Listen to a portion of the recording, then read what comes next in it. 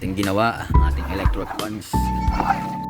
Ating lalagyan ng capacitor, talaga napakahina na nito. Dadagdagan natin, dalawa na sila. Baka lalakas-lakas na kahit konti. Talagang si Buntis ay panay-reklamo at napakahina na daw ng aming electric fan. Bagyan na makaikot. At tayo na may konting alam pagdating dito sa electrical ng electric fan. Electric fan lang naman, napakadali naman itong gawin. No? Isasaksa ko na. Titingnan natin at nailagay ko na. The moment of truth na naman. Kumandar na. Yun na. Umiikot ba? Malakas nga. Malakas nga eh.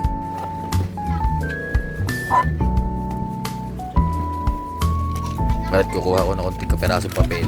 Tingnan natin para makita sa video. Yan, matang ka rin oh. Ano naman ka rin? Kaway-kaway muna, kaway-kaway. Dali, kunyari masaya. Dali. Ang pa niya, no?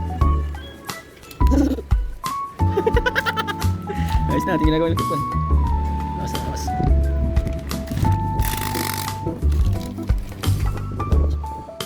Uli, bata ka rin. Chat out. Mabili! Chat out. Tara nga natin ikakabit ng electric bus. I-assemble na natin at tapos na natin ilagay ang capacitor. Makita mo mga pagkakadumi. Sasabay natin pagpupunas. Ano? Narito na rin naman at bukas na. Naring araw na linggo. Pagkatapos namin sa gawain wala rin naman akong ginagawa kaya gagawin ko na rin reklamo na ang asawa. Mahina na nga naman talaga ang aming electric fan. Kaysa na may tambay ko pag cellphone na lang at maghapon. Marami pa namang oras na masasayang. Kagagaling ko nga lang sa biyahe kahapon Ito tambay na naman. Mag-aantay na naman kami ng biyahe. Mahina ang biyahe ngayon, matumal. Pero kahit wala naman akong biyahe, sa awa ni si Mero naman ako. Yan ang maganda sa akin, napasukang trabaho. Bukod sa walang pasok na linggo ay may araw nga. Pero mas mainam kung may biyahe kasi triple ang bayad sa amin pag may biyahe. Bukod pa yung araw.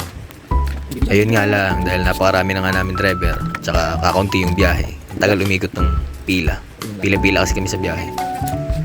Pero dumadating din naman sa punto na napakalas ang biyahe namin na halos kada araw may biyahe. Panapanahon din naman nga talaga sa traffic dahil may panahon na malakas ang biyahe, may panahon na hindi. Pero kalagitnaan ng taon ay malakas na uli yan.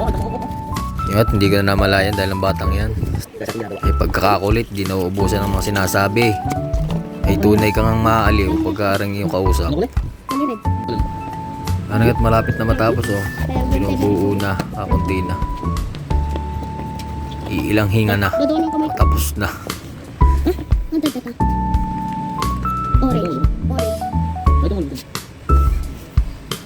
Orange. Orange ba?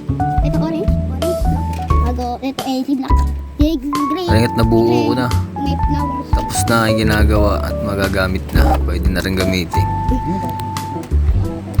Ayun, ayos na. Siya, sige, sunod na lang. Paalam! Mukha. Adios, amigo!